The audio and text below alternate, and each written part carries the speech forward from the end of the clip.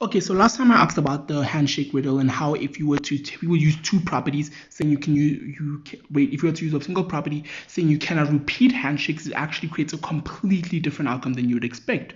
So this led me to a question: how many combinations with things that don't repeat, for example, AC cannot if you have AC and CA, you're not allowed to repeat. But what if you're allowed to extend the length? So if you have three values, you have A, B, C. How would you do that? And how would you do that without repeating a CA or a AC, a BA or AB? What would the value be? So I ended up going on to writing out these letters, right? Just to see if I can find anything within the first four values. But here's an interesting thing, right? A. Of course, the next one's going to be AB, right? It has two more values. It's the second one. It's 2, and this is 3, and this is 4.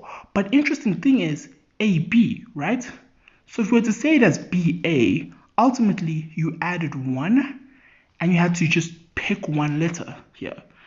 And when you go here, you kind of get a 3. But why? Because you added you had to sort of take the combinations. So you take AB, right, put it here, and then you just have to sort of put a C in front of it. So you take the bottom ones, you say AB, you put CA, CB, but then you just add 1 just because, which is the value over here.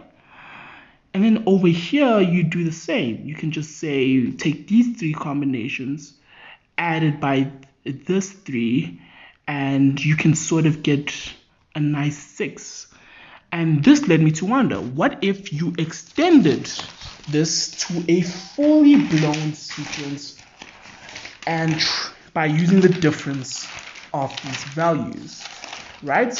Which leads you to this, right? So all we need to do is somehow learn how to add all of these, right, together. And you would get whatever pattern you do. Just remove the ones over here. We'll talk about that later, right? This looks like Pascal's triangle. But interesting fact is, Pascal's triangle, each row has a multiple of 2 to the n, right? Weird. So all we have to do is remove the ones in the big bottom, and we get 2 to the n minus 1. And that's the answer to the question of how many combinations can you have without repeating 2 letters in the same frame and allowing for as many lengths as you can. Limit in one side, destroy in the other.